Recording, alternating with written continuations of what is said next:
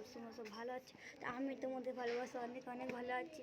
তো গাইস আমরা ঘিরা যাচ্ছি আমাদের জায়গা কিনা এখানে। আর দেখো প্রিয়াঙ্কা এখান দিয়ে আসছে, আর মুখটা দেখা একটু। তো চলো আমরা যাচ্ছি, আমার দিদি যাচ্ছে, তো চলো যাওয়া যাক। দেখতে পাচ্ছি যাচ্ছি এখানে প্রিয়াঙ্কার আমাদের এখানে যাচ্ছে, পিছিয়ে পিছিয়ে আসছি, যাচ্ছি এখান দিয়ে। তো চলো জায়গায় দেখা হচ্ছে। আর গাইস তোমাদেরকে একটা কথা বলা হয়নি, গাছ আমরা ঘিরাইছি কুল পাড়তে।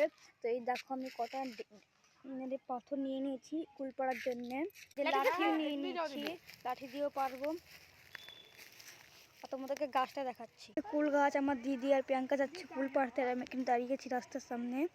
এই যে রাস্তার সামনে দাঁড়িয়ে আছি এখানটায় আমি, যাচ্ছে ওই যে ফুল পাড়ছে।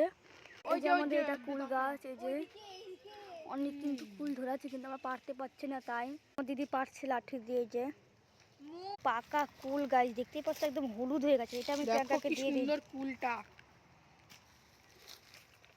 অনেক চেষ্টার পরে কিন্তু পারছি না কুল পারতে, চারটের মতন পেরেছি।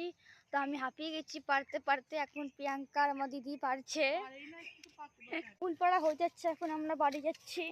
গাছের কুল খুবই দুর্দান্ত খেতে গাইস। গাইস আমাদের গাছের কুল যদি তোমরা খেতে চাও তাতে সাবস্ক্রাইব করো। গাইস কুল পাড়া হয়ে গেছে, এখন আমরা বাড়ি যাচ্ছি। তোমাদের সঙ্গে বাড়ি গিয়ে দেখা হচ্ছে। তো গাইস এখন বাড়ি চলে এসেছি, তো প্রচন্ড হাঁপিয়ে গেছি কুল পাড়তে পারতে আর খেতে খেতে এসেছি পুরো রাস্তা।